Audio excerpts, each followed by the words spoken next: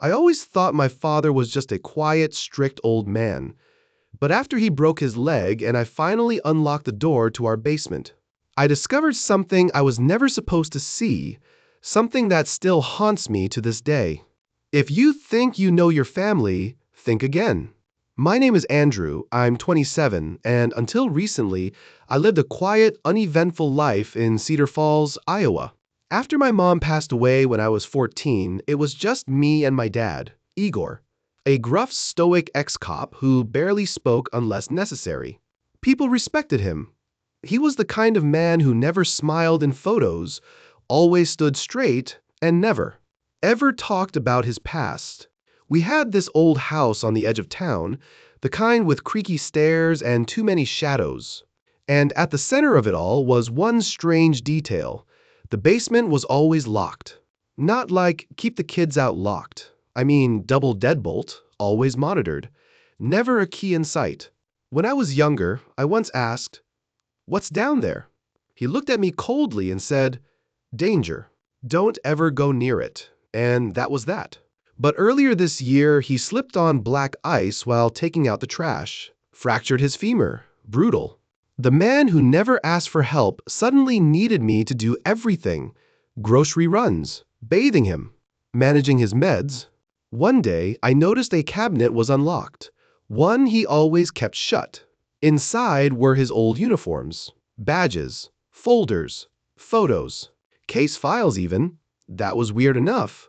But tucked into a side pocket of one of the jackets was a small rusted key with an S carved into the base. I swear I stared at that key for 5 straight minutes. Something in my stomach turned. That night, when he passed out on painkillers, I crept downstairs and inserted the key. Click. The door creaked open. Inside was dust, cobwebs, and something off. The air smelled like metal and mildew. And yet it was too clean, like someone had been maintaining it secretly. Then I saw it. A second door, steel, with a keypad lock. I stared at it for what felt like hours. Eventually, I came back with a crowbar and hammer. It took me 40 minutes and a lot of sweating, but I got it open. That's when I saw it. The walls were covered in photographs. Hundreds. All women. Some old, some new. Some were clearly surveillance, long lens shots of women walking down streets, pumping gas, leaving work. In the center of the wall was a framed picture of my mother, surrounded by candles, dried flowers, and strands of hair taped to the frame. I nearly vomited. There were notebooks stacked on a nearby desk, filled with names, times, descriptions. Subject 7, brunette. 5, follows routine. No family. Every woman was numbered. Some were marked with red ink. Some had question marks. A few were crossed out. Then I found the box. Metal. Locked. But after what I'd just seen, I had no hesitation breaking it open. Inside were souvenirs. Bracelets, earrings, tiny folded notes, and beneath them all, driver's licenses. All women, all missing, all local. I couldn't breathe. I ran upstairs, woke him up, and screamed, "What the hell is in that room?" He didn't flinch, didn't deny it. He looked me in the eye and calmly said, "I kept the world clean." I backed away, hands shaking, already dialing 911. He lunged, fast, even with a broken leg, grabbed my wrist. I elbowed him in the jaw and locked myself in the bathroom until the cops came. They took him in. But after just 24 hours, they let him go. No bodies, no living witnesses, no DNA yet, all circumstantial. And the journals?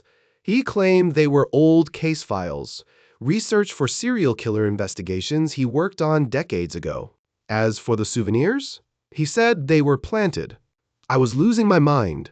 So I did what they wouldn't. I scanned every page, took photos of the room, the items, the IDs. Blurred names, but gave enough to raise questions.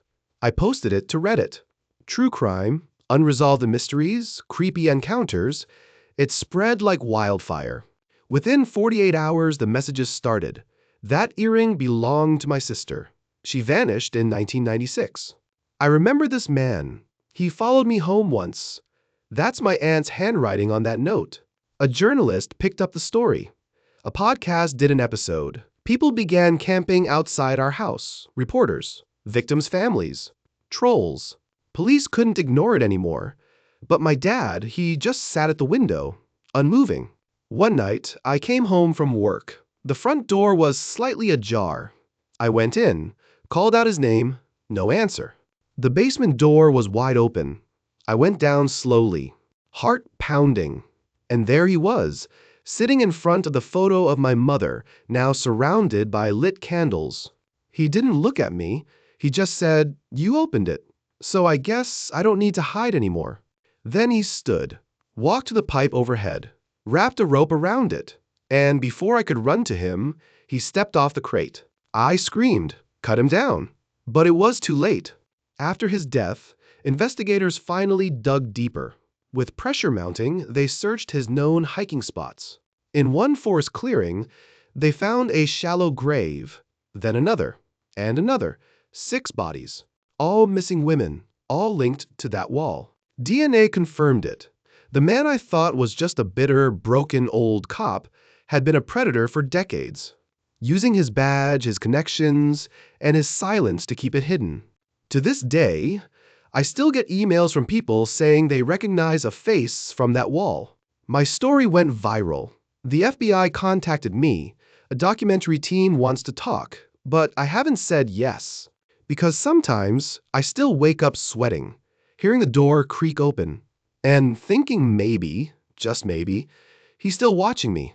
Some monsters don't live in the woods. Some live right under your feet, behind a locked door. In your own house. We're dreaming of reaching our first 1,000 subscribers. Help us make it happen.